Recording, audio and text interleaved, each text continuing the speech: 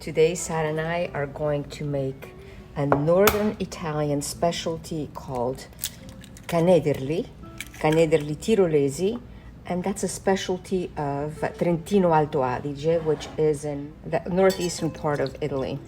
So here we're going to mix some eggs and milk. I'm not going to use it all quite yet, and make sure that these are well mixed together. I'm going to add some salt already to taste, a little pepper. And these are kind of like a dumpling. And it's wonderful to see how something like this, a recipe like this, as many recipes, was born dalla Cucina Povera, from a kitchen, a peasant kitchen, where sometimes you used whatever ingredients you had on hand. We're also going to add just a bit of nutmeg, not too much. And you totally can omit that if you don't appreciate nutmeg. But just a little nutmeg. And now we are ready to actually pour this over this bread that we have cubed into small pieces. Now this is day-old bread. We're going to pour it all over here. And I kept some of the milk out because I don't know if I'm actually going to need all of it. So we're going to mix this all in and allow the bread to begin to hydrate.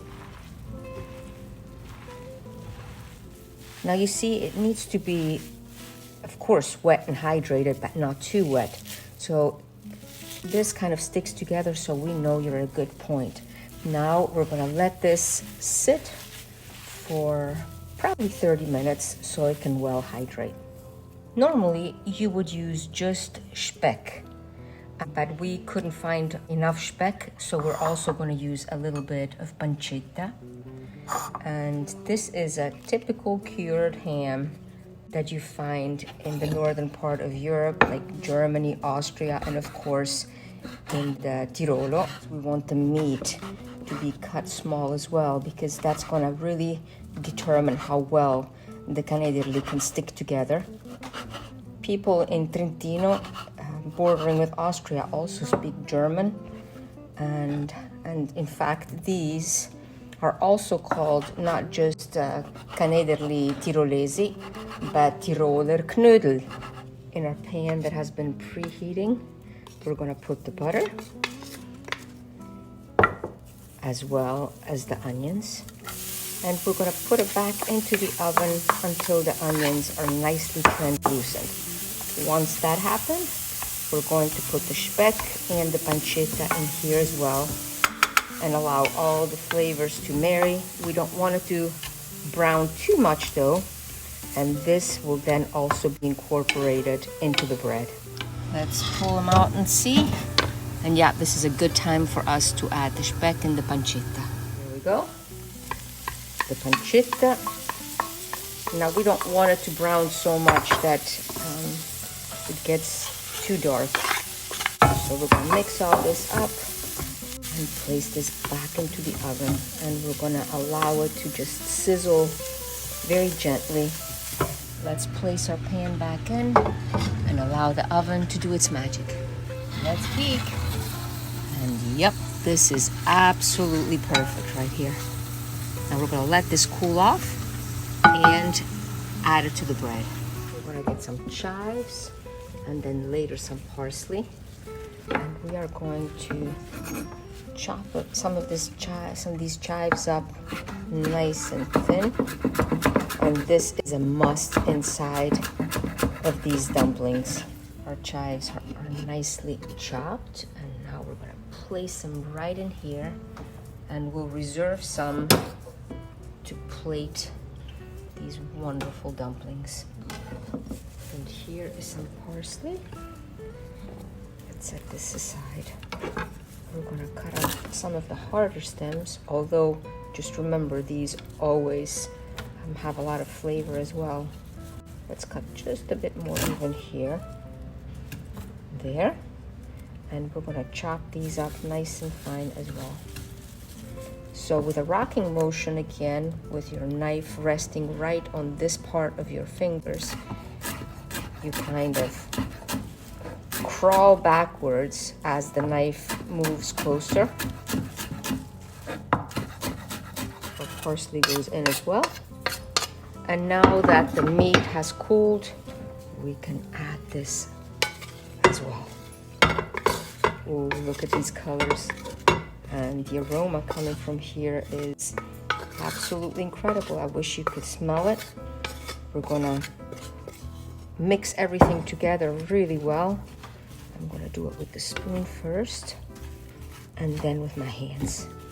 And now we're gonna mix it all together like this. And the humidity, the consistency is perfect. It's almost like when you make meatballs, it's that consistency.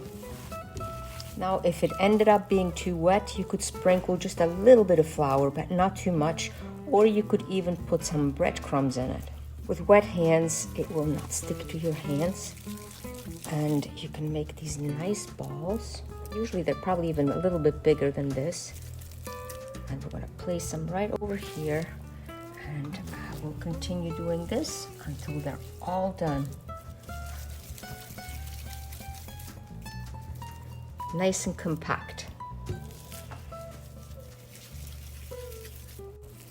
You kind of get the feel by holding them in your hand to see as to the size. Our Canederli are ready to be placed into some wonderful chicken broth. And here it is. We prepared it earlier, and now we can remove the fat just like so, because it was in the refrigerator, so it was able to cool off. Now, if you're in a hurry and don't want to put it in the fridge, you can also drop ice cubes or shaved ice on there, and the fat will attach itself to the ice. And here is our chicken broth. We're going to turn the heat down. I guess chicken broth, chicken stock, since it was cooked with the bones, it could be either. So we're going to place these in and allow them to simmer for about 10-15 minutes. They're ready when they come to the surface. Can you see how it's barely simmering and they are coming up to the surface? A few are still missing, but this is a dish that started nella Cucina Povera. It's just a dish from the Peasant Kitchen and now has become one of those incredibly national, regional specialties. Now comes the best part, the plating. And we're going to put at least 3 of them in here. And then we're going to cover up with this incredible broth.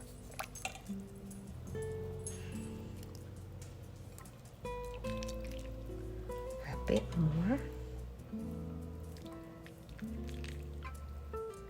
to top it all off. Some nice shavings of Parmigiano Reggiano, as well as some chives.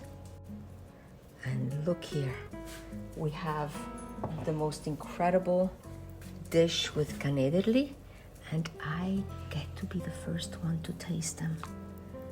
Full of flavor, absolutely delicious, and I am going to wish you un buon appetito.